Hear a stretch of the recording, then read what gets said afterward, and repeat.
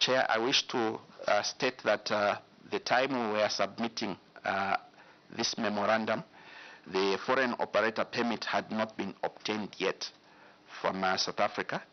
However, the permit has since been issued by the South African authorities, so it's an update to that. 7, retention of local expertise in order to create opportunities for employment. And 8, government's intention in the company should be aimed at promoting the growth of the national airline rather than bringing it down. In conclusion, Chair, in order to ensure that the operations of the Zambia Airways are sustainable and profitable, there is need for the airline to expand its operations by acquiring more aircraft so as to ensure that more routes are serviced. Additionally, the airline needs to develop a passenger and cargo growth strategy to cater for the increasing demand in the aviation industry for it to remain competitive at regional and international level. I submit, Chair.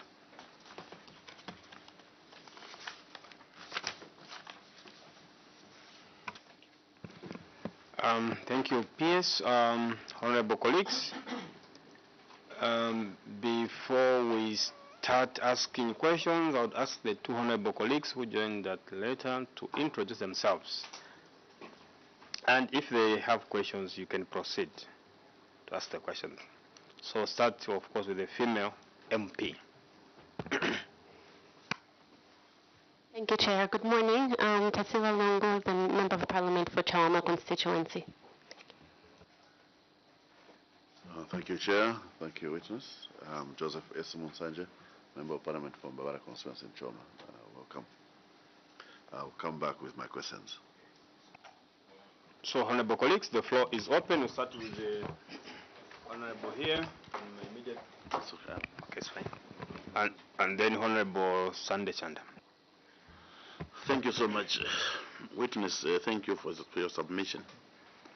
Many stakeholders are complaining, Witness, and you being the major person when it comes to Zambia Airways issues. Stakeholders are complaining that they are not privy to the agreement. Is it by design? When this Zambia Airways is called, it is for the Zambian government. Why is it that Zambians, many stakeholders don't know what is contained in the agreement that you signed? The other issue, Chair, is Zambia Airways is our own.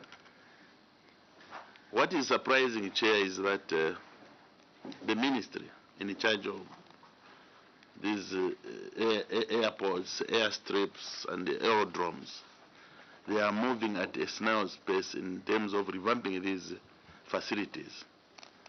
Because when you look at these airstrips and the aerodromes, you find that they don't even have landing lights. But we want to grow the industry. In an event of an eventuality, emergency landing, the plane going to Ndola has to come back to Osaka, because it can't land anywhere. That is after 16 hours. Why, PS, is it that we are moving at a snail's pace in trying to revamp these facilities, the airstrips and aerodromes? Look at what is in Solwezi. It is just the same site. A plane can't land after 16 hours. You go to Kasama, same. You go to even Kalolosh, that they see south down airstrips. There is nothing, you can't land. So why is it that just landing lights is becoming an issue? PS. Thank you, Chair. Thank you.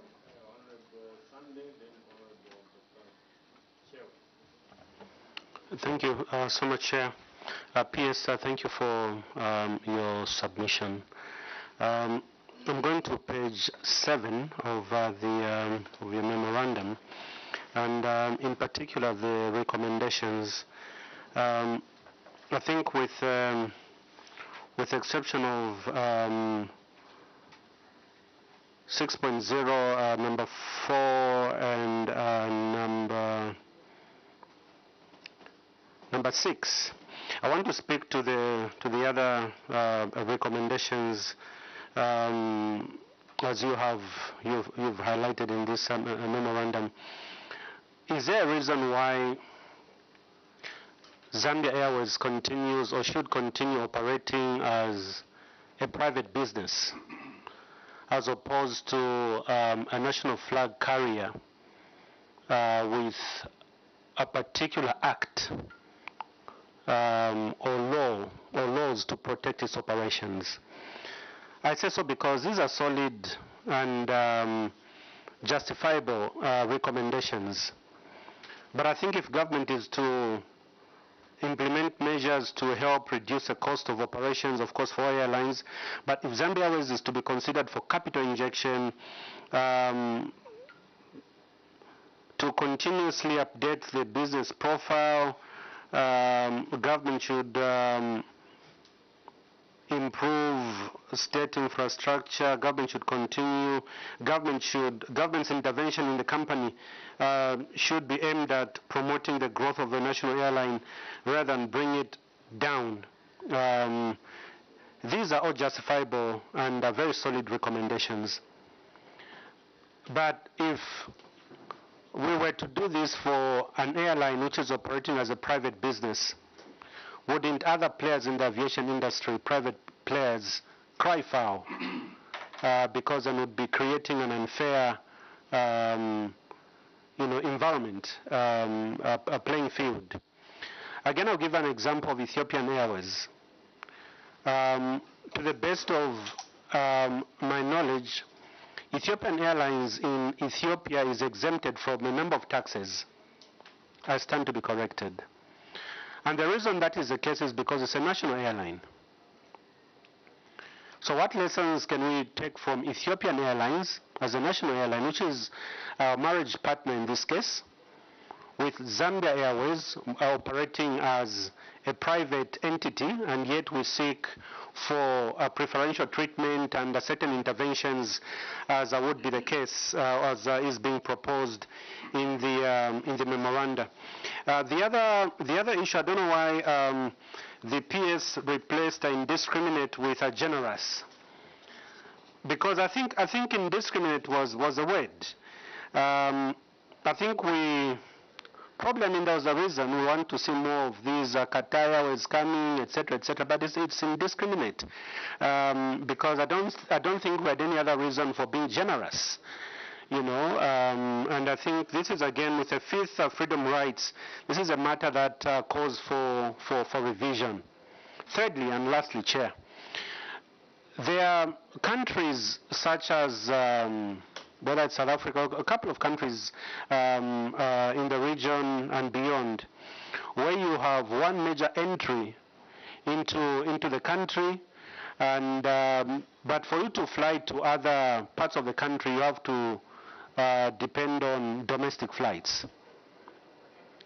The case with Zambia is that, I'll give an example of South Africa. You get into OR, if you want to go to Mpumalanga International Airport, then you have your domestic flights getting to these destinations. For us, one can fly into Kia, one will fly into Simon Monsaka Pwepo, one can fly directly into Harimongan Kumbula, etc. Is there any thinking by the ministry to regulate how flights come into the country and how the local flights or domestic flights would also be allowed to have a share of the local business? Chair, I submit. I think we'll start with those questions, about 4, 5, 6 questions. Sorry. About 4, 5, 6 questions, so I think we'll start with those first, then we'll proceed. So, PS. Thank you, Honorable Chairperson. And thank you so much, honorable members, for those questions. In responding, allow me to start with the Honorable Sandy Chanda's questions. I'll start from the bottom going upwards. In relation to the flight models in terms of how airline operators come in, they land in Zambia, at Lusaka. They'll also land at Livingstone. They're able to land in Ndola, as well as Fuwe. Chair, I think this is very similar to what is pertaining in other jurisdictions. If you look at South Africa, for example, yes, you will land at Otambo. That is the main airport that they have. But in Durban, they also have Shaka Zulu, which is an international airport. And so flights can actually land directly, into Shaka Zulu. And then they can connect for the local routes from there. We also have Cape Town. Flights can actually go directly to Cape Town, and then you can connect for local routes from there as well. And that's the scenario that we have. So in Zambia, we do have 4 airports that are designated as international airports. We have Ndola, we have Lusaka, we have Livingstone, and we have Mfuwe. This is good in terms of connectivity. I think what we need to work at as a ministry is to ensure that from these airports, we can have connections that can actually go to the other provincial centers, which is an area where we basically need to improve on. And given the limited resources, that is something that we have started working on, starting with the Kasama Airport. We are also projecting to work on Mungu, Solwezi, and Choma, hopefully starting this year. The monies have already been made available by the Treasury. In terms of whether Zambia Airways should run as a private entity or not, in my view, Chair, as a government, we are not trying to, especially personally, that would be my opinion. We do not want to come up with protectionist policies or measures targeted at an entity, because if we do that, then that will become at the expense of the other operators that are already operating in the industry. So we want the Zambia Airways to run competitively together with the other airlines that are already running or operating in the aviation sector, like ProFlight, for example. And so our role as a ministry should actually be creating an enabling environment where all these different players, including the Zambia Airways themselves, can actually thrive as businesses. That would be my response to that, Chair. I would, my colleagues are here, they can actually chip in. With regard to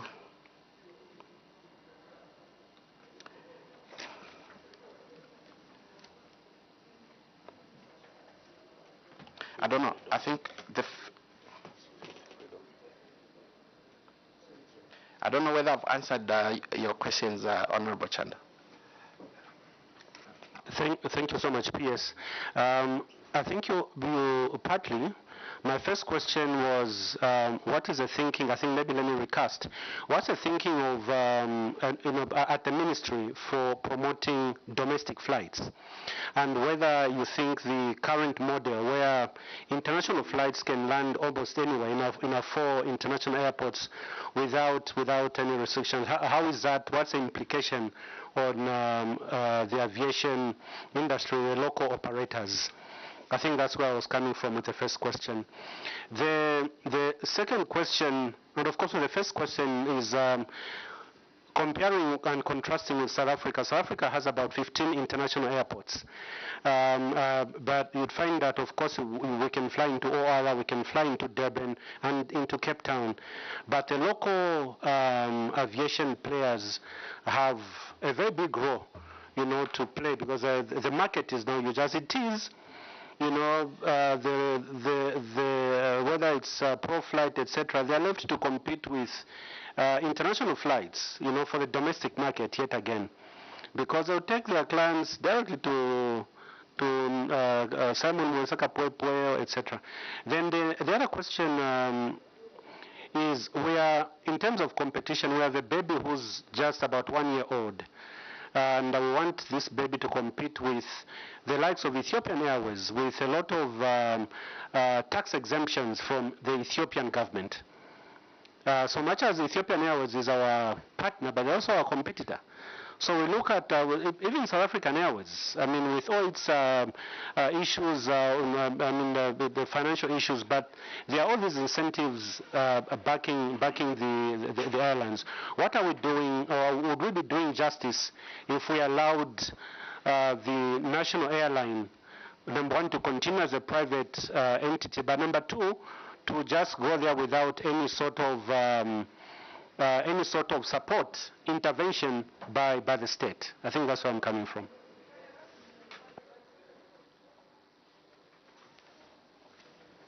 Okay, so in terms of the flights by foreign operators going into the international airports and thereby competing with local airlines,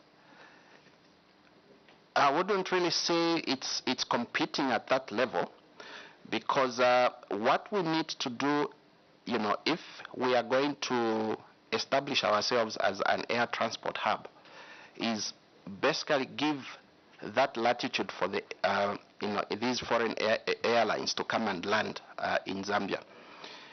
I'm not so sure that would be doing justice to ourselves if we limited the flights, for example, into Lusaka only, because then we'll end up underutilizing these airports like Simon Mwansaka Pwepwe and also Harimwanga Nkumbula, which have just recently been rehabilitated and upgraded at a great cost.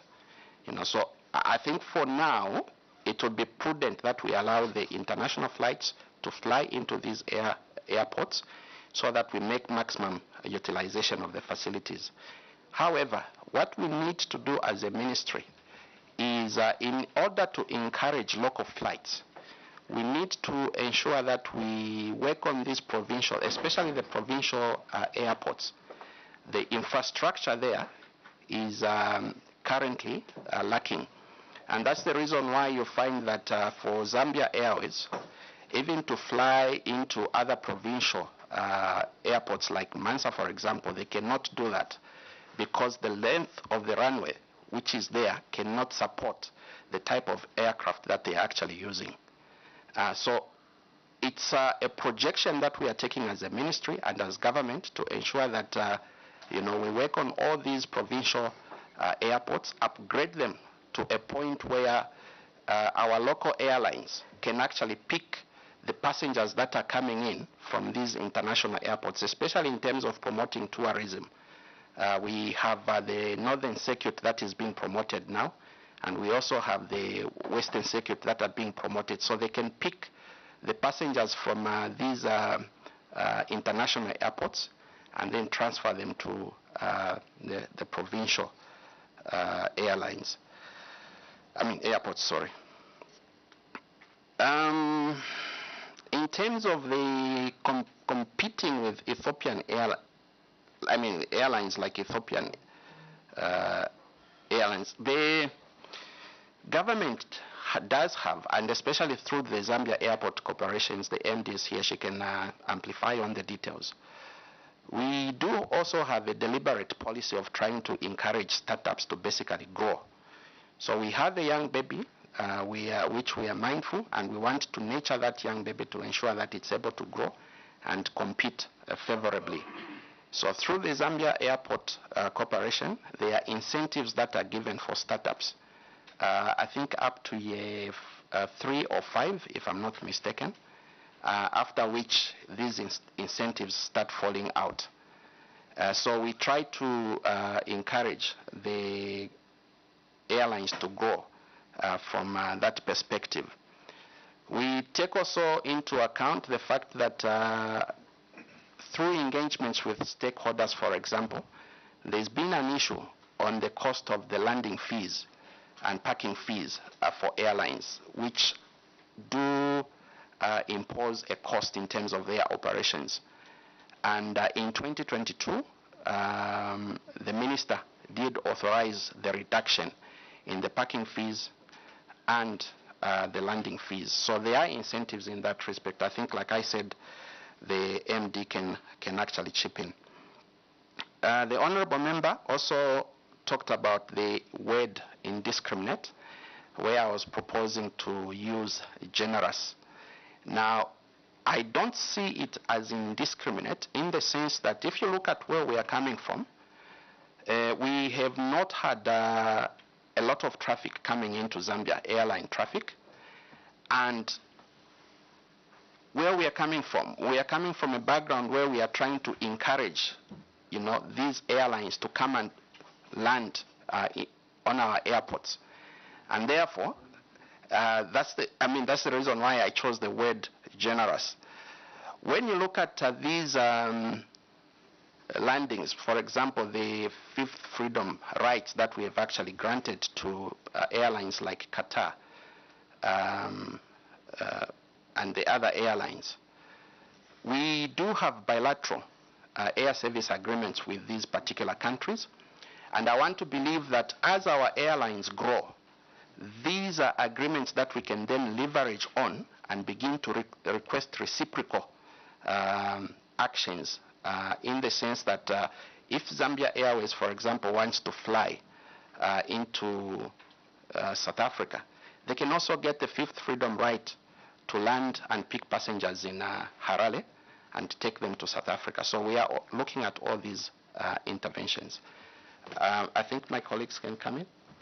Would you like to take that one? Just go ahead. I think I can't read your handwriting. Maybe I tackle the other questions before. Yes. So there was a.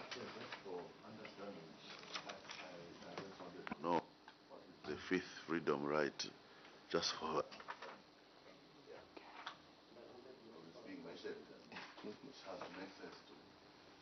Okay. We have Director General from CAA. I think he can come in and explain. But from a layman's point of view, the fifth freedom rights is where you allow an airline to actually land, like here in Zambia. They can land, drop their passengers. They can actually pick passengers from here. Without taking them back to their country, they can take them to another country. I would say basically that's what the fifth freedom right is. That's correct. Yeah.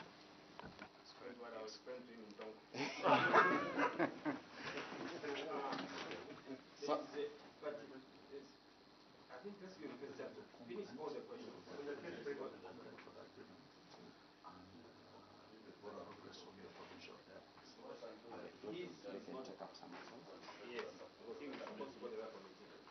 Chair, on the fifth freedom.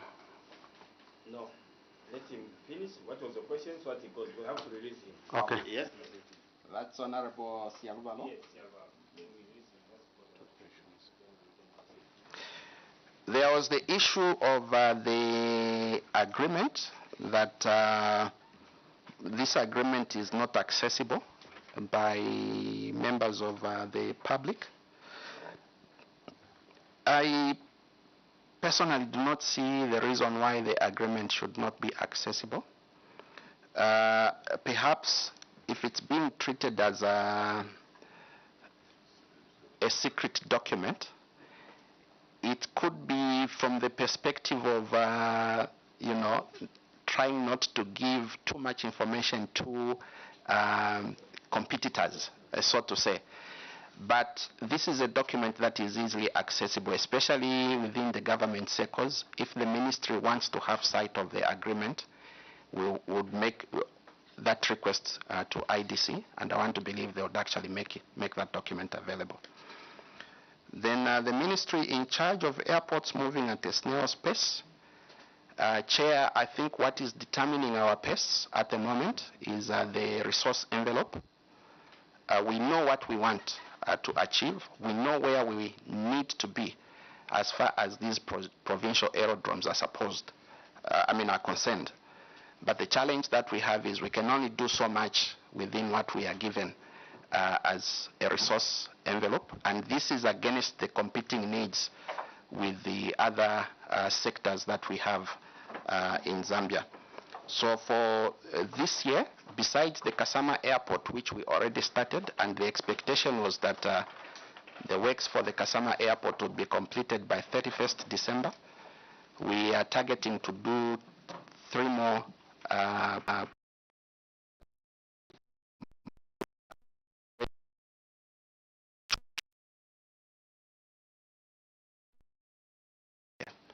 and like I said, the monies for these has actually been made available.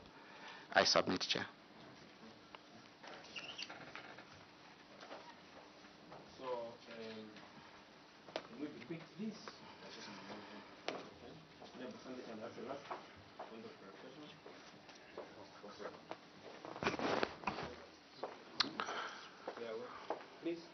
Thank you, Chair. Chair, then I'll take the PS back to the fifth freedom rights. That if we're talking about generosity, then it moves from being a challenge, because then I don't see why it should be a challenge.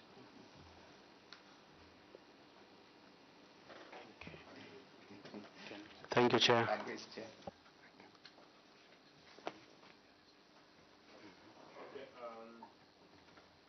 Second round now. We start with Honorable Frank Mushi, Honorable Robert Kapianga, and Honorable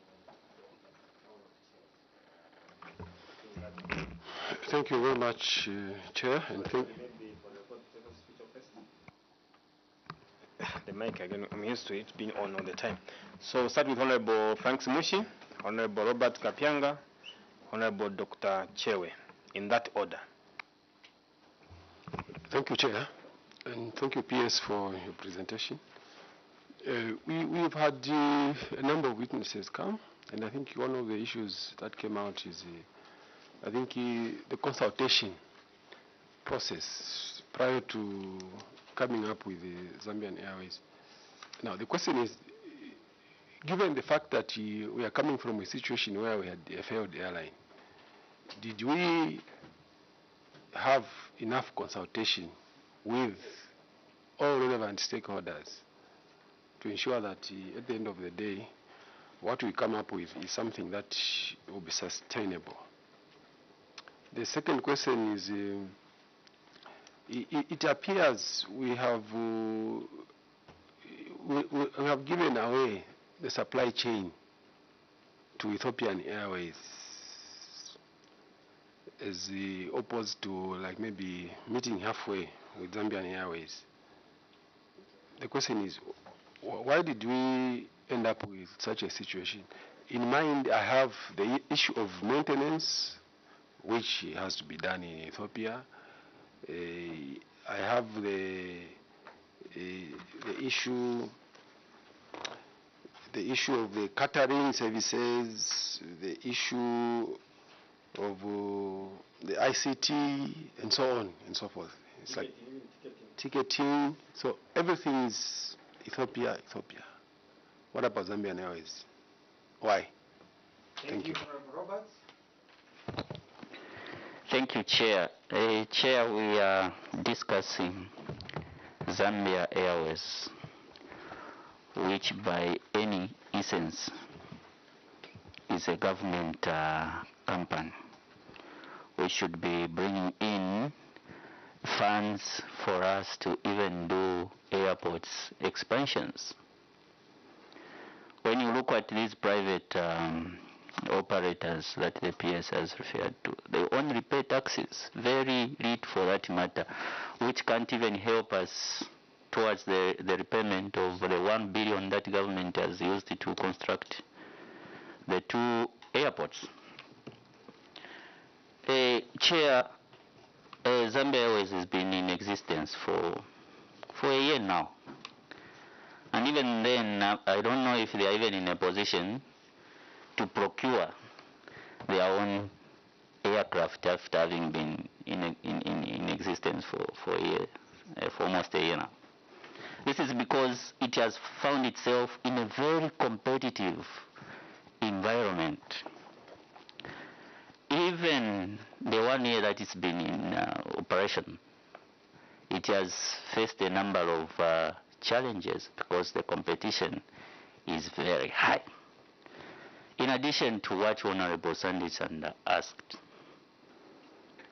PS and the Minister of Transport, don't you see a compelling need to come up with a strategy in terms of policy framework that will give impotence to Zambia Airways to grow as a national airline that will be bringing in funds for the government to deliver services to its people? We cannot say we have provided the legal frameworks, we have provided this and that, and now Zambia Airways is in a position to thrive. We can't say that. We have countries that have taken the bull by its horns, countries like Rwanda, Tanzania. In Tanzania, Chair, when the Tanzanian government launched Tanzania Air, within 2 weeks, an operator which was operating local routes like the Dar es Salaam Mbeya, by then it was FastJet, within 2 weeks it went down. Similarly, the same FastJet was operating the Lusaka route. Within a month or so, it went down, and thereby gave impotence to Tanzania Air to thrive. To reach where it is today, they have more than 10 aircrafts. So, PS, my question is, don't you see the compelling need to come up with a strategy that will give impotence to Zambian Airways, a national carrier, to thrive and bring in funds for government to undertake various services to its people, including CDF. We want CDF in our constituencies. Thank you.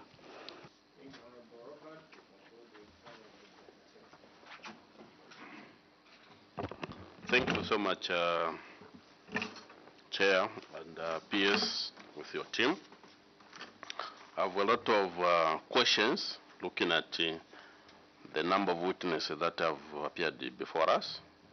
Now, due to limited time, I'll try to ask just 2 questions. Number 1, I would like to indicate that I'm a Zambian, and I'm 100% in support of this initiative to start this partnership. And I can already see that already 45 Zambians are in employment. According to your information that you have provided, I think on page 9. Having said that, I would like to appreciate from Zambia Airways, have you done or have you took time to look at the past experience where we had the Zambian Airways from 1967 to about 1994? Have we done due diligence so that this time around we can do better? Taking into account that we have a lot of people, especially the youth, who need these jobs like yesterday. When I look at Zambian Airways, in excess of 2,000 workers, and there are a lot of benefits when it comes to change supply. There are a lot of jobs that were created direct and indirectly. Number 2, on the issue of aircraft on page 2, we have been in operation, or we have been in operation for the last 11 months. And I would like to appreciate now the agreement that the Zambian government paid some about 30 million towards to procurement of the second aircraft. And I would like to appreciate when this aircraft is coming, because on page 2, according to explanation, you are saying in 2028, that's when you want to bring some more aircraft to service the local routes. In addition to that, I would like also to appreciate and give a picture, the last 1 year that we have been in operation. Are you able to indicate that we are moving to the right direction, or something ahead of us are not favoring our operation, such that serious intervention can be made. And as well, also responding on that issue of fuel is one of the components which make this aviation a bit difficult. What measures and mitigation factors have you put in place to ensure that Zambia Airways or this partnership remain floating on the market? I submit, Chair. Thank you. PS, you can attend to those, then I'll close with I have a bunch of questions here. So you can attend to those, PS.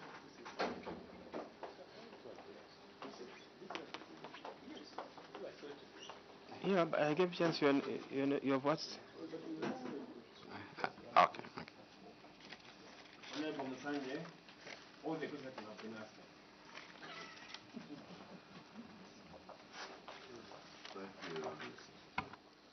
Thank you, Chair.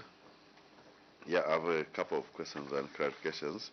One starting with the legal framework. I've seen the explanation in your submission, PS. Still not satisfied on the legal framework because I see that the lease agreement for the aircraft is with the IDC, which is not subjected to the CAA. So I wanted you to clarify on the legal framework for the operation of Zambia Airways, which should have been, I think, signed with Zambia Airways itself. That's one. Then on the financing, 55% shares from government of Zambia and 45% from Ethiopian Airways. And there are questions as to how much we have put in terms of the actual cash value of that 55%, which was, I think, is it supposed to be 30 million or something like that, dollars. But we were told we have put buildings and the like. I wanted a clarification as to whether we are meeting the cash injection, because I've seen in your report you're talking about the need for capital injection, which I think we don't want it to go down again the drain like previously in the past. And then in terms of profits, we are operating a 70-seater plane. Would it not be, first of all, could you comment what would, in our projections, make more profit for us if we operated smaller plane dealing with local loads? For example, I was seeing a submission by Mrs.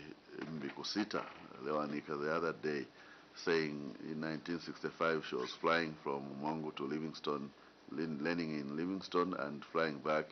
And this time in 2023, we no longer have a flight between our capitals, which are very close by.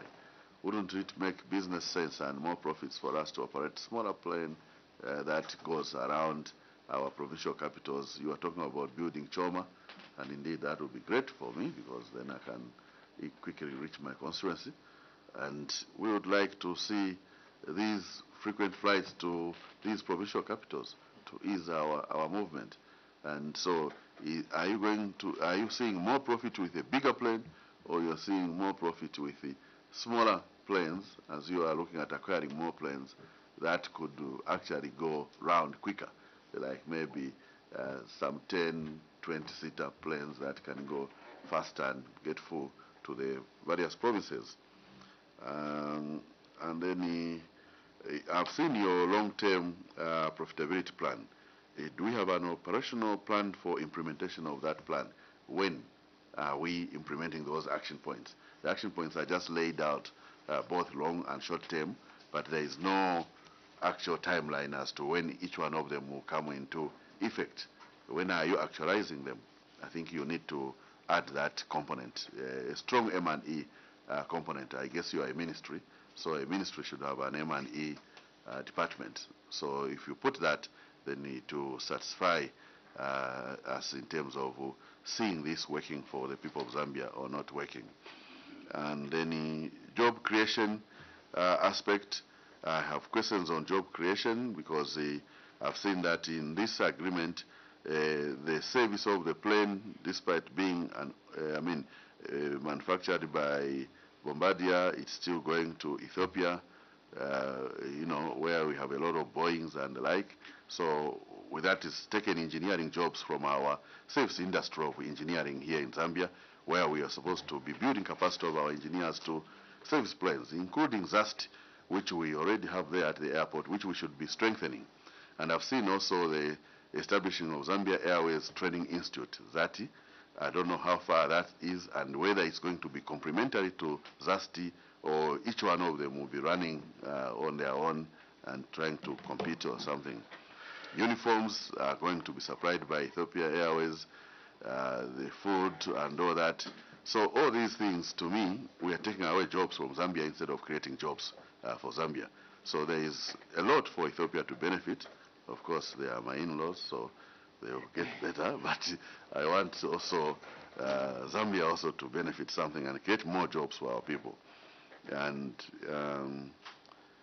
yeah, I think the final part. Thank you. I'll ask one more question. Thank you. Quickly. Time.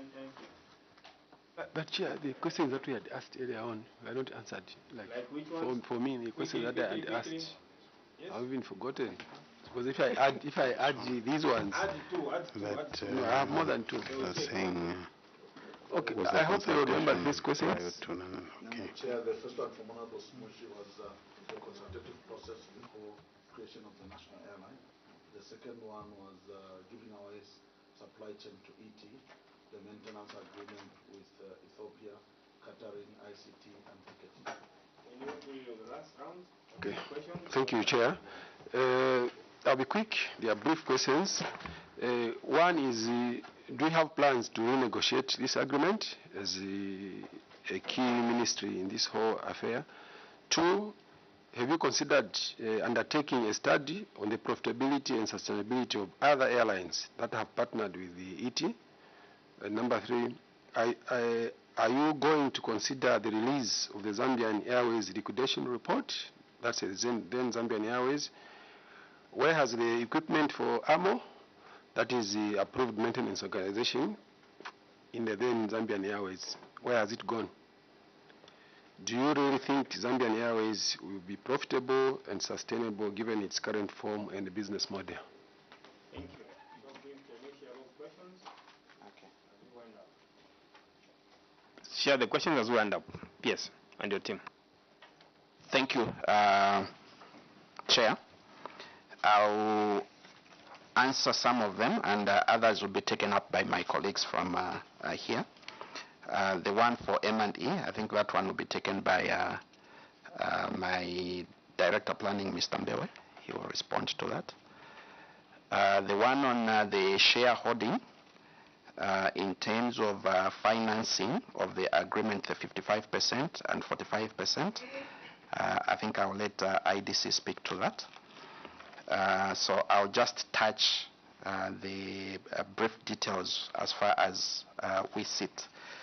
There's a question on the 30 million that is supposedly to have been paid. From my understanding, Chair, the 30 million is actually a share contribution between the shareholders. We do have the ET and also IDC. The contribution from IDC is 55%, and the contribution from ET is 45%. And this translates to, if I'm not mistaken, 13.5 million for ET and 16.5 million for IDC. So in terms of actual contribution, the plane, for example, that we are using is leased from ET, and the cost of that plane is actually coming as a shareholder contribution. So it's part of that 13.5 million by ET. Then on the Zambian side, we do have a number of buildings. I think Director Planning can help me out here. We do have buildings that have been extended into the agreement, as the Zambian contribution towards the 16.5 million. Now, the issue of consultations, I think this one, probably my director, who has been with the ministry longer than me, would have some more institutional memory. But these are agreements that started in 2014 and culminating into the signing of the agreements in 28, where Zambia Airways itself should be able to compete against these airlines.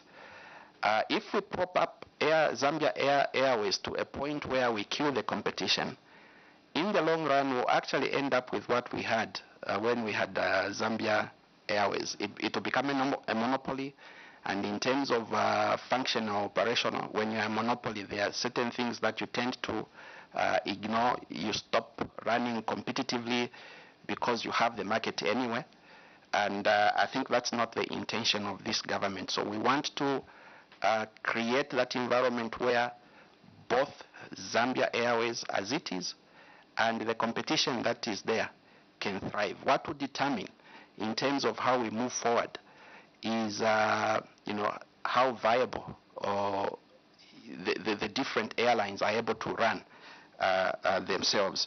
So we will create that environment, and we expect that Zambia Airways will run commercially, so that at the end of the day, given their strategic planning or the business plan that they have in place, we expect, the plan shows that by year 5 we should actually be making a profit. But according to the way the numbers show, the CEO is here. I think he'll be able to shed some light to that. It's well possible that we can break even well before the 5 years and actually begin to make profits even before that. Zambia Airways has been in operation for 1 year. Are they even able to afford to buy an airplane? Chair, I think what has been the challenge, first of all, is the fact that in terms of utilization of the one aircraft that they have, and depending on the numbers that we are able to generate, we haven't yet hit the maximum utilization of the Dash Q, the Dash 8, the Q400. It's a 70-seater, and we are just using about 50% of the utilization of that airline. So if we bring in additional aircraft, you might find a situation where, yes, you have many aircraft, but they are not able to generate that much needed revenue. And in the end, they just end up becoming a cost. So it's something that needs to be done strategically in terms of seeing how the market is responding. And when the numbers begin to peak, then we can introduce additional aircraft.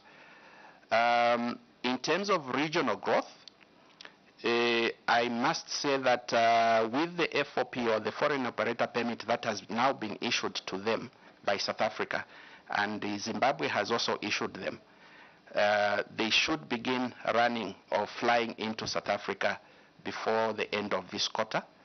There is a plane that has actually been made available, 737. I think they can speak to that.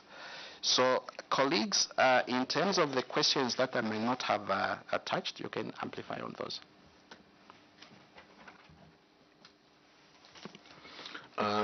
Thank you, Chair.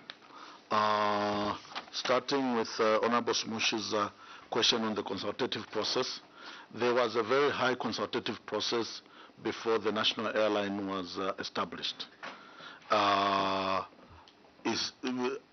usual, when you consult, does not mean that you will get everything that everyone is suggesting. The Pilots Association would want that they be the only ones to be employed. But you're starting a new airline, you would like to employ younger people. They might not be satisfied with that. We consulted companies like ProFlight. Can we turn ProFlight into a national airline? The cost they gave us was over $160 million, which we needed to pay them. And they keep a shareholding. We consulted other airlines within the region and domestically, the costs that they were giving was so high that it was not making business sense. So that's how most of these consultative processes landed up with eventually let's settle with what we could negotiate with ET. The issues of the maintenance and the catering and others, I think MD will speak to those. For the strategy for competitive advantage, PS has handled that. The M&E from Honorable Munsanje. Yes, there is an M&E framework, but being a company, this will not be monitored as closely in the ministry. It will be more closely monitored in the company. So they will have the timelines when each one of these will be achieved. And as the ministry is represented on the board, these reports will come to the board on a quarterly basis, including the timelines that are required to be able to achieve this. Yes, the timelines are there. MD will speak to some of those. Okay, sir. Over the issue of ZAST and the Zambia Airways Training Center, ZAST offers training generally for all the people in aviation. And the Zambia Airways Training Center would offer the extra training that Zambia Airways requires for their staff. And there are times where some of this training will be, they've bought new equipment from Boeing and they would like to train their staff. They would have to use the Zambia Airways Training Center to be able to do that. Even before Zambia Airways did have a training center, while ZAST still existed. But also when they need to teach strategy to their people, it will not be something that they'll teach to the other airlines as well. So in that way, the two of them will be complementary. I don't know whether in the submission from ZAST, they explained that we've actually, in order to make it more robust and a regional center of excellency, we've moved ZAST to CAA so that they are better managed by experts of the aviation sector and we can capacitate them in a better way. For the supply of the uniforms, MD will tackle that. Yes, over the plans to renegotiate, it is in the offing, and as and when we come up with issues that we see disadvantage Zambia Airways, we sit down with ET and renegotiate. MD will give some details on some of the renegotiations that have been held in the last few months and what has happened over that. The studies with the partnership with other airlines, we did this actually before we went into the ET agreement. So when coming to negotiate with ET, the design is different from the Air Malawi agreement, is different with the agreement with Air Chad. For those, even the ticketing is still ET. In ours, the registration of the aircrafts are Zambian, the ticketing is Zambian. At the moment, yes, there are some things that we are using ET equipment for, but in actual terms of migrating, these will actually be Zambian registered, the accounts are Zambian, so it's money that's coming into the Zambian economy.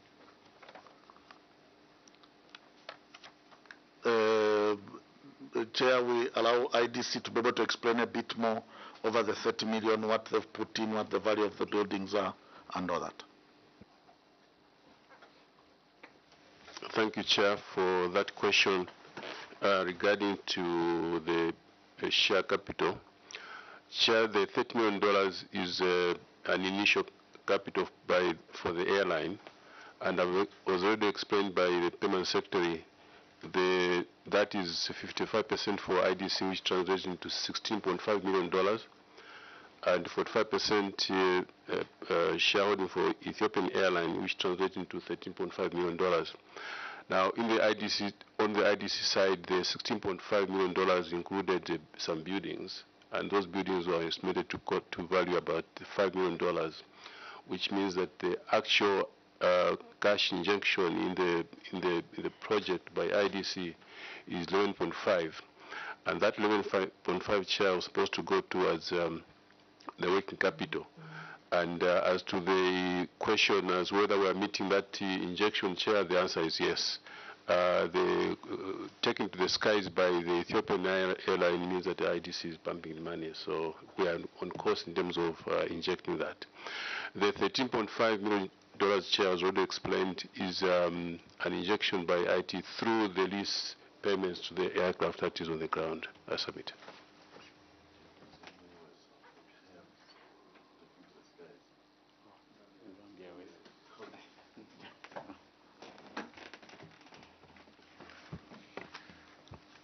Thank you so much, Chair.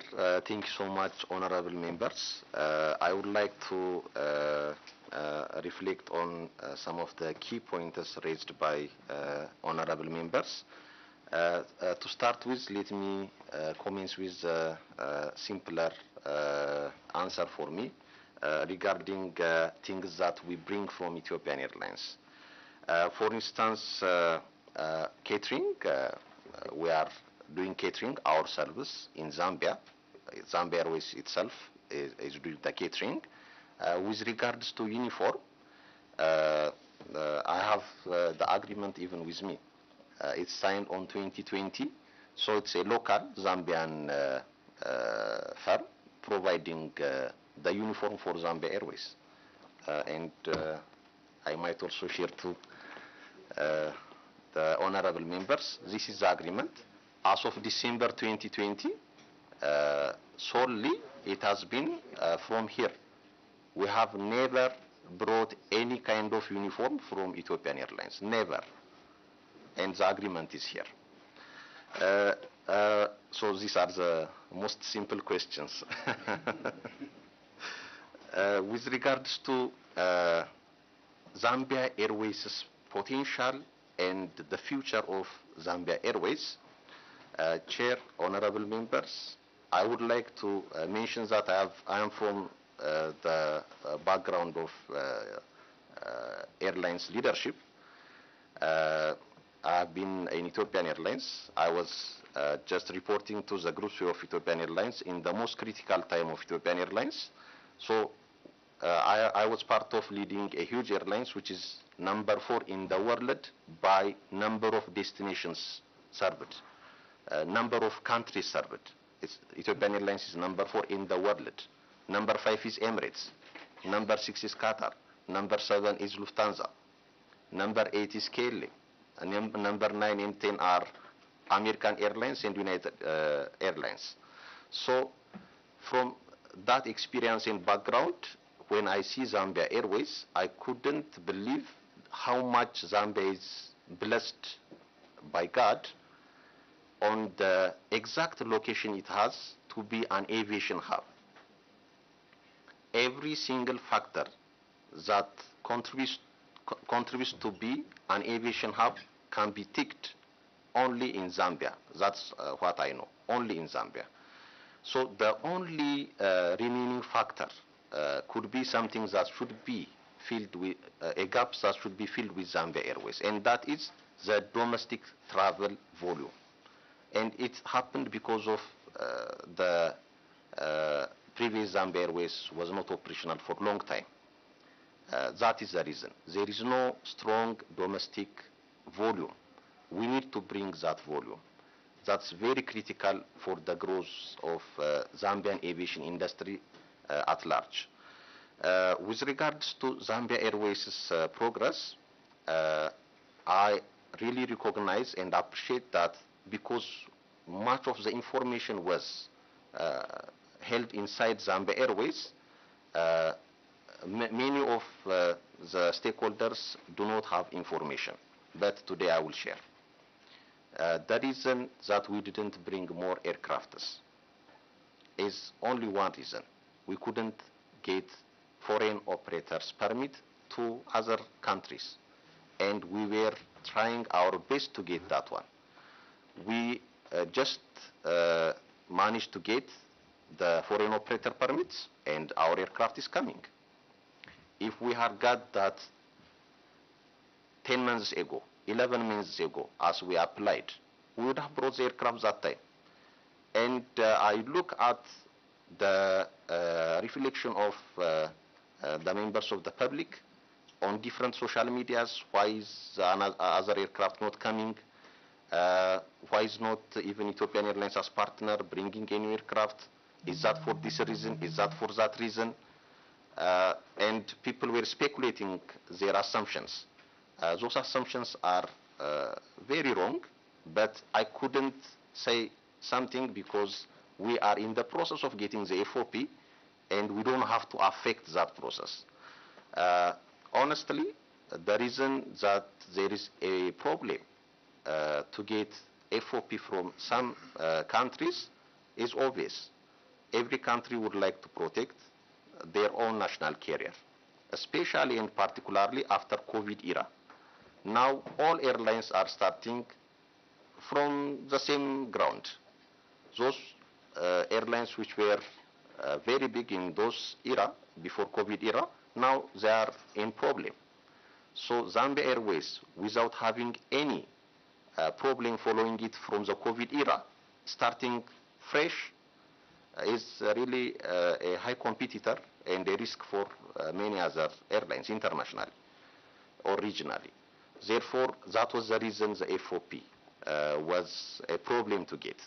And we were trying to process that through the diplomatic means. And finally, I would like to thank the government of Zambia, especially our president, His Excellency Hakainde Hichilema, and the Ministry of Transport. We have secured what we were looking for. Now we are bringing the aircraft. That was the only impediment, but it wasn't shared to the members of the public. We couldn't share that one before it was finalized. So that was the reason. Now, for Zambia Airways to succeed, it needs to bring more aircraft, and it has to fly to more destinations.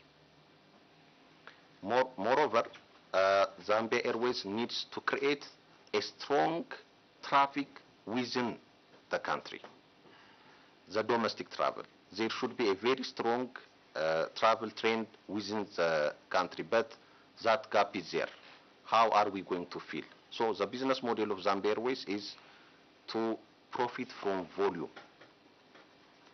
So we are not charging individual passengers a huge fare or price. We don't do that. We charge lower price, but we profit from volume, from economies of scale and scope. That's our strategy. Therefore, we don't bring a very small aircraft. If we are bringing small aircraft, we are going to charge a higher price to our passengers. What would that bring to the Zambian people? It won't democratize air travel. Air travel will be for only the privileged. A national carrier is needed to curb that trend. It should democratize air travel for everyone. Honorable members of parliament, as you are representing the people of Zambia, and I am so happy from your assertions and commitments that I have seen. We need to reduce the price for the traveling public, even for first-time travelers, so that aviation or air travel would be the default mode of transportation in Zambia. In that regard, we democratize air travel and facilitate connections and catalyze all the business transactions within the country, including tourism. So we really request from the members of parliament to find a way that the price can go lower from what it is now. How? For domestic travelers, let there be an incentive for domestic travelers. There will be an incentive. For instance, the departure airport tax for Zambians. For Zambians, the departure airport tax should be reduced. Currently, for someone to travel to Ndola and come back to Lusaka, they would pay 800 kwacha, just a tax, as a tax, 800 kwacha. So if that can be waived, definitely most of the travelers who are using the ground transportation would come to the air travel. And for us, we can reduce the price even more so that we can bring more passengers. As you have noted from the submission of Madam MD Airport Corporation, since Zambia Airways came, there is 100% increment in the domestic travel. And that is the reason the private operators still exist, but Zambia Airways is also flying, because we have brought new travelers to the market because of the price. If we are going to raise the price and bring small aircrafts, because the cost per seat will be higher when the aircraft is smaller. The cost per seat will be lower when the aircraft is larger. So if we are bringing very small aircrafts and act like a private airlines, not a national airlines, then we will be charging a premium amount, and only few people can fly with our aircraft, and the competition will die as well. If there is any competitor, they will die, because we are looking for the same customer base. So what we request from honorable members of parliament is to see ways where we can incentivize the traveling public, the millions of Zambians, to afford air travel, because air travel is not privilege, it's way of life. It should be democratized. In that regard, Zambia Airways has taken initiative. The initiative is called TEST, T-E-S-T, Travel Expense Saving Tool. So one of the reasons that we are offering fair price is because we are bringing the cost which would have been paid somewhere else because of provision of system, GDS. The cost that should be paid somewhere else, like in Europe, there is a payment in every ticket that is being paid somewhere else in Europe, in every transaction in Zambia. Now Zambia Airways has taken that amount. It might be $11, $12, $15 in each ticket. We have taken that one and gave to the passenger. That's how our price is lower. So that is called the TEST tool, the travel expense saving tool. This is unique for Zambia Airways. And Zambia Airways has taken an amount which would have been leaving the Zambian economy, brought that one to the benefit of the public. This is what we have done. So much of the things that we have done, it's the first time that we are now stating it. So it might not be in the public arena. The other question is with regards to the experience that we have seen from the previous Zambia Airways. Yes, we have tried to study all pros and cons that were attributed to the previous Zambia Airways, but the previous Zambia Airways is not the only one that suffered what we have seen in that particular platform. Which airlines is profitable in Africa except Ethiopian Airlines and Askai? For instance, in 2017, the whole African Airlines profit combined in 2017 was less than Ethiopian Airlines, a single Ethiopian Airlines profit. The whole African Airlines profit. So which airlines, especially in the sub-Saharan Africa currently, which airlines is performing well as an international or a national carrier? So we have seen and taken lesson from each other airlines, and basically in general, cost leadership and business diversification is a key for sustainability of an airlines. It's in the core of the strategy of Zambia Airways. So we have to see the cost per available seat kilometer and the revenue per available seat kilometer, and we have to see innovative ways of getting opportunities well utilized to the fullest, as well as challenges being curved or challenges being turned to be opportunities. So we have taken lessons not only from the previous Zambia Airways, but all airlines that are struggling currently. For fuel efficiency, we are using the IATA recommended. There are IATA recommended fuel saving tools. So we are adopting those IATA fuel saving tools.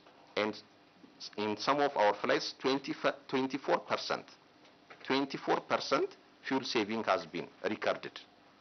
24% fuel saving by applying the IATA recommended fuel saving tools. And in fact, honorable members of parliament and chair, I believe you note that currently the pilots of Zambia Airways, the overwhelming majority of the pilots are Zambians. Maybe in the public domain there is maybe an understanding of the opposite, but the fact is the overwhelming majority of pilots. One is Ethiopian, 4 are Zambian. We have 5. We have 5 pilots. 1 is Ethiopian, 4 are Zambian. Yeah. Exactly, and 2 of the Zambians are ladies as well. And we are expecting they will be promoted to a captain, a commanding captain, as the flying hours accumulate. They will be upgraded to be a captain. So I really acknowledge that because we were not sharing most of our internal matters, there was lack of information.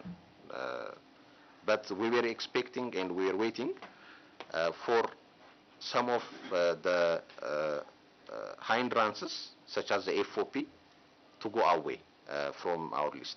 And Chair and honorable members, I would like also to point out that it's only Zambia Airways' existence which brought Solwezi Airport to enjoy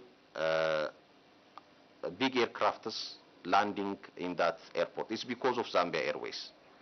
So we are expecting all other airports also to be accommodating for aircrafts which can profit from volume.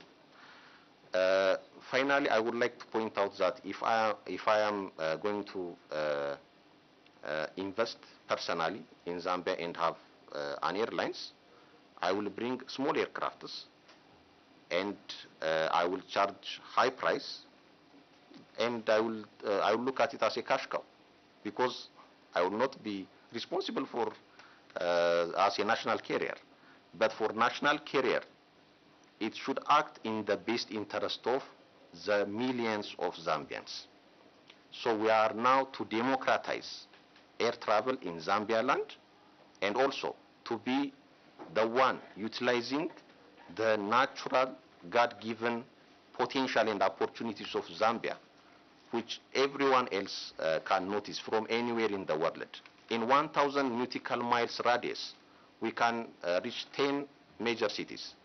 Which location can give that advantage? It's export economy.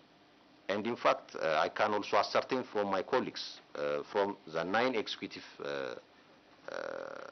teams that we are in Zambia Airways, members of, honorable members of parliament and the chair might note that only 2 are from Ethiopian origin.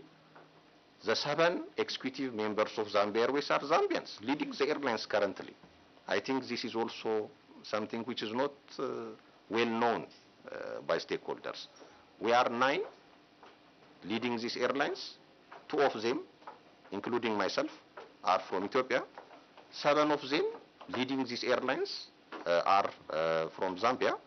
And in fact, that is also one of the potentials that I see personally. The intellectual capacity, the brilliance, and how fast learning my colleagues are. This is also one opportunity for Zambia Airways to be the leader of the region, apart from the geographic endowment it has. So in that regard, we are so lucky as Zambia Airways that whenever we need aircraft, that is the equipment, whenever we need aircraft, we can bring from Ethiopian Airlines, who have that latitude and opportunity. For instance, if we need a Dreamliner 787 today, we can bring from Ethiopian Airlines as long as we have the market, as long as we are going to get passengers. If we need Airbus 350, the latest, we can bring it from Ethiopian Airlines. If we need Boeing 737, if we need additional Q400, we can bring them. We are not going to wait the long queue at manufacturers for maybe 10 years, or going to lease from some other company which may not give us the full package.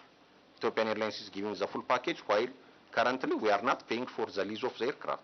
I think that is also one thing not known by the public. People might think we are paying lease of the aircraft. We are bringing the aircraft in a modality of lease from Ethiopian Airlines. But we are not paying the lease. Ethiopian Airlines is paying the lease itself. So this is also, I think, not shared from our side. So we acknowledge we were not sharing much of the arrangement, and there is lack of information, and we take the responsibility for that one. I submit, Chair, I can come up with follow-up questions.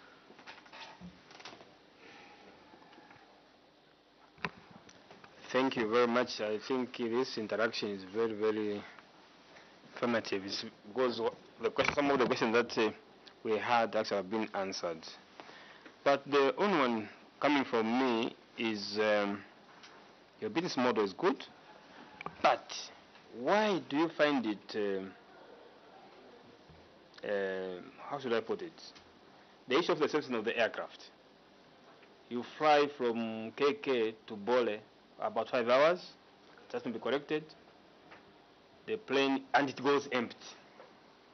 The same FOP, is it FOP or FOD? Why don't, because as partners, the first country that we are supposed to fly to was Bole, Ethiopia. I've been to Bole. So why don't we have that agreement? Government, PS, that is you, and the CEO of Zambia Airways. Why don't, because we were supposed to demonstrate true friendship. The Zambia Airways was supposed to have flights from KK to Bole. Why don't we have that? You end up wasting Jet A1, which we are saying is very, very expensive, all the way from KK to there, empty. How many hours or days is spent there for servicing, we don't know, you are going to tell us. Then it comes back again empty. Why don't you have that FO, correct me, is FOB or FOD? FOP. Yes. Why don't we have it? Because we are complaining that no, South Africa is delayed, but the first country where we're supposed to have it was Ethiopia, to cement that marriage. So why don't we have it? Then the issue, why is it that, do you really make profit?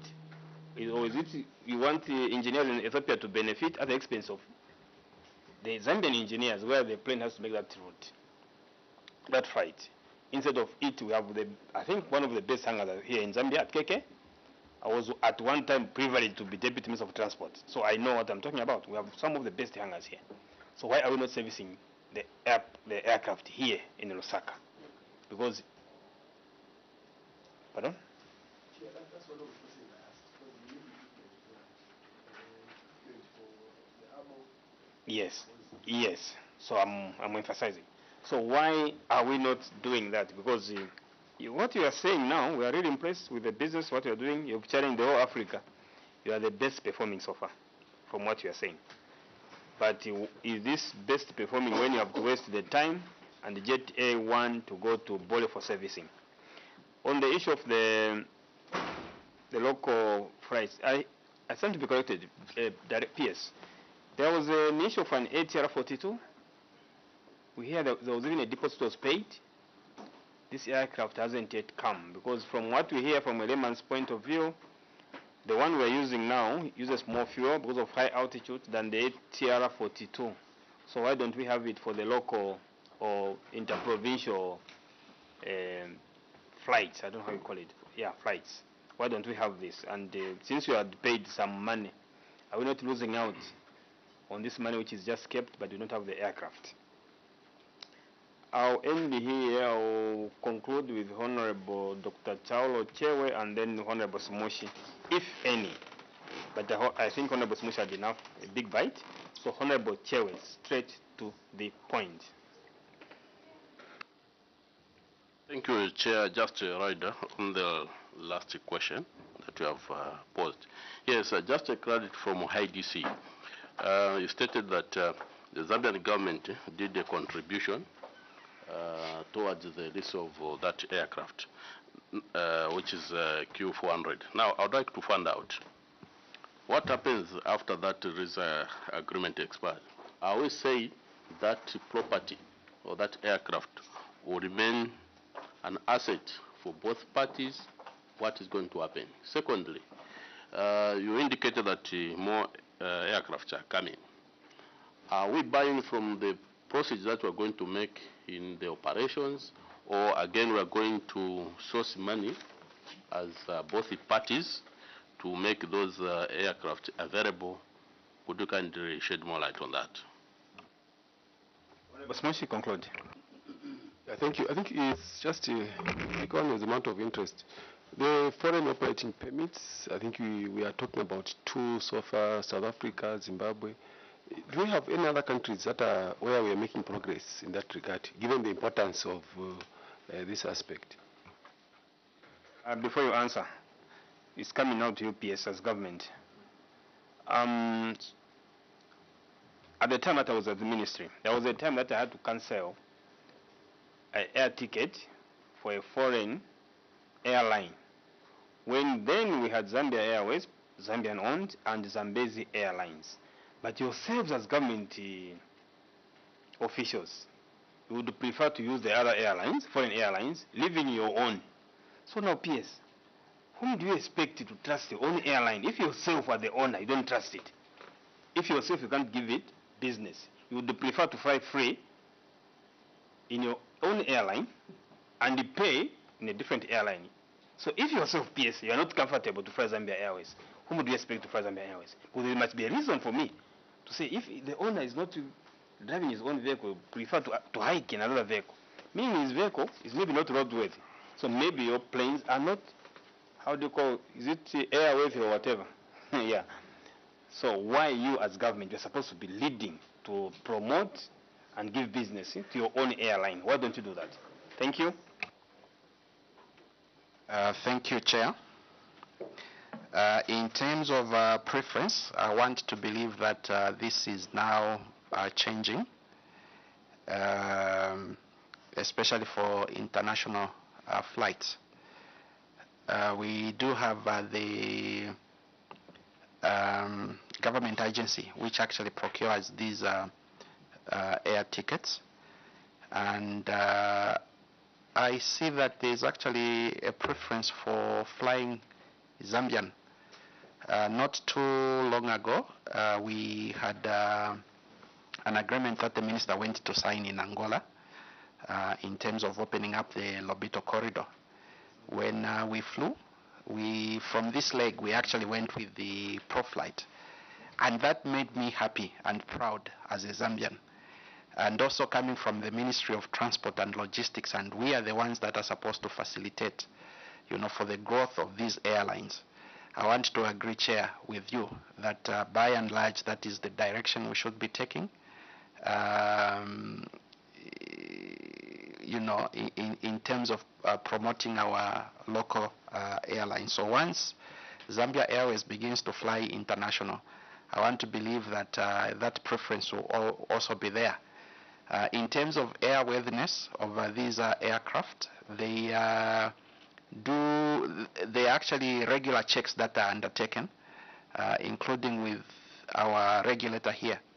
So once they certify the aircraft as airworthy, every Zambian actually should be comfortable that the aircraft are safe to use. And in terms of competence, we do have very highly skilled and competent people at the Civil Aviation Authority.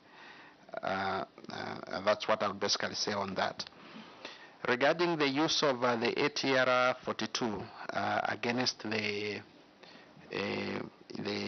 Q400-8, I think this comes down to what the CEO said. The ATR 42 might appear to be efficient, and yet when you look at the cost, for example, if you just look at, because the preference for the ATR, I think from the argument, is that it's more fuel efficient, but it's a 42-seater compared to the Dash 8, which is a 70-seater. So you are carrying more people in the Dash 8 than you are doing in the ATR. And if you looked at just one metric, for example, the cost of fuel to passenger ratio, you would actually discover that the Dash 8 is more advantageous in that respect. And it also translates to what he was talking about, where with the Dash 8 you can actually afford to reduce the fares slightly because of that additional capacity compared to the ATR 42s. With regards to the payment that was done, Chair, allow me at this point maybe to say that perhaps the PS from Ministry of Finance would be in a position to give more clarity as far as that particular payment was concerned. I think there are some questions also that were directed to the CEO. I will allow him to answer. Thank you so much, Peace. Thank you so much, Peace. Thank you so much, Chair and honorable members. With regards to the collaboration with regards to FOP to Ethiopia, we will have no problem to get, because it will be a phone call. It won't be a problem, even for me. I may not even bother the DG of Civil Aviation. For us, currently, since we are not doing a commercial operation in that direction, from the regulatory point of view, as we are repositioning an aircraft for service, we may not put passengers. Otherwise, it would have been profitable for us, of course. But in fact, together with this notion, if we have an approved maintenance organization in Zambia, we won't fly to anywhere. We would have serviced our aircraft here. But it needs certification from different regulatory bodies, and we look forward to have an AMO inside Zambia, so that it would save much cost for Zambia Airways. But currently, even the hangar that was used by the previous Zambia Airways, it's under renovation. It's not yet ready for any kind of maintenance activities as it is now. But if there is any private or government-owned AMO inside Zambia, it will be undoubtedly our first choice. And we look forward, even it might be our one of our key requests and demand in this regard.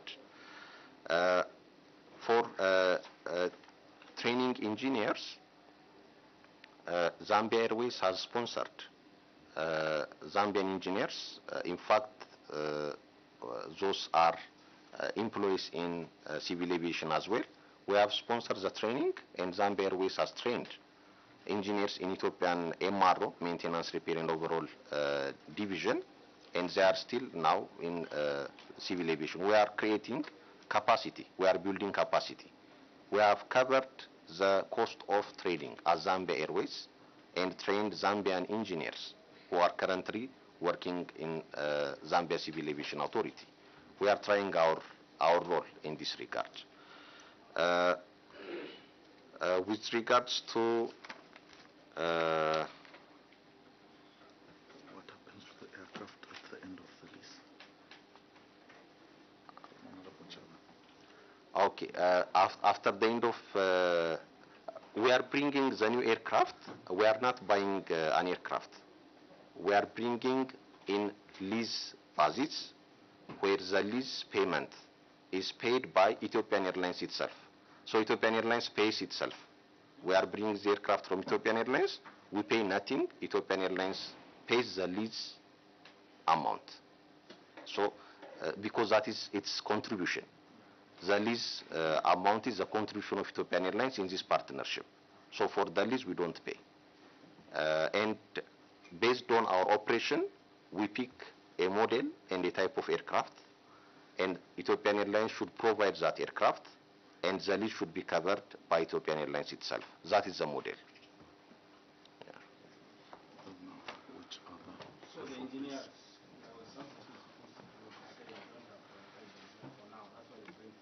5 hours to Bole.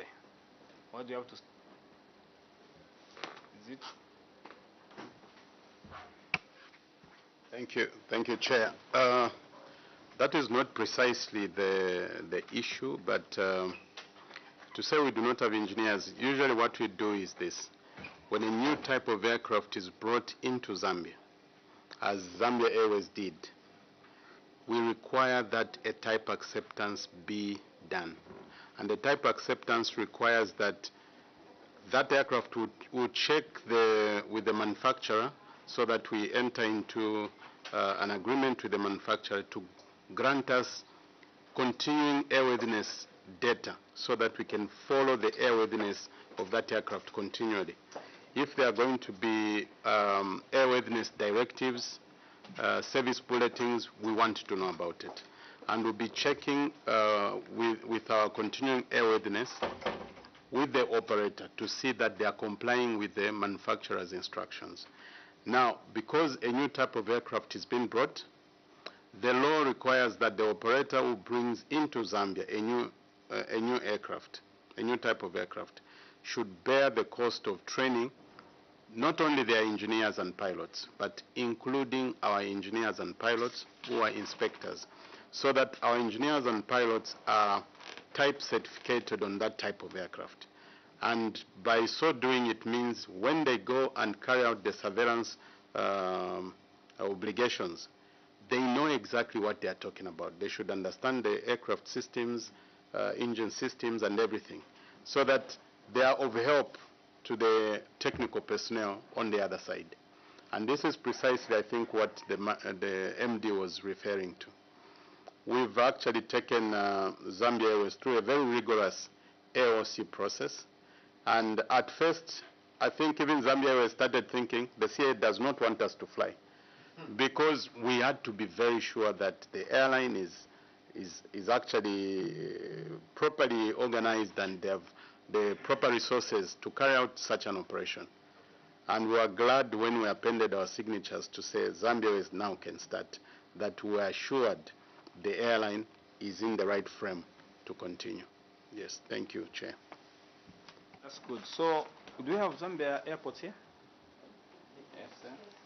So, Zambia airports CEO. So, from today, put surveillance.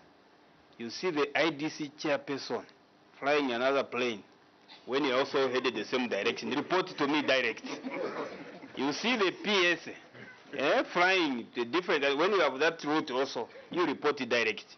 We'll call them here, and you'll be the witnesses. We have all the minutes. Okay, CEO. Madam. Noted. Yes. Obliged. So, unless there's anything, PS? No, Chair, thank you. Okay. Honorable colleagues, I think we've come to the end of our interaction. This was really a very interesting interaction. We have benefited a lot.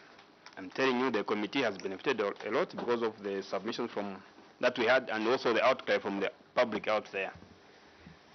We were not privy to what we have been told now, was what is really on the ground, and we really appreciate, and we just want to encourage you that you are welcome to Zambia. Zambia is the second home. Please feel at home. Marry a Zambian, I'll be the guest of honor. We're all going to be happy to see Zambia Airways flying the skies. There's that pride. Me, as I've earlier stated, I was one time at the ministry, I refused. I said, no, I want to support my local airline. So it would be nice, really, we feel nice to see our plane in the skies there. So at this juncture, I would like to now call the meeting. The meeting is now closed, but before we go, PS, the minute remains in this room. It's only for this room. I know you have immunities for outside there. We have our constitution to protect us citizens out there. But the parliamentary immunity, Cap 12, remains here. So I want to wish you a fruitful day ahead and all the best in your duties. Thank you very much for your submissions. Thank you.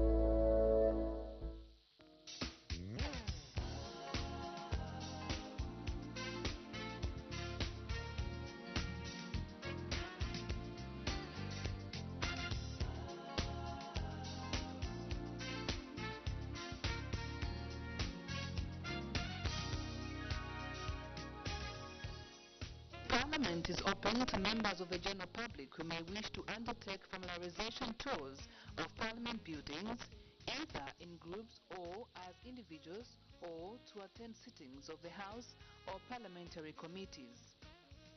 All those wishing to visit Parliament can either write to the Clerk of the National Assembly or simply come to Parliament buildings.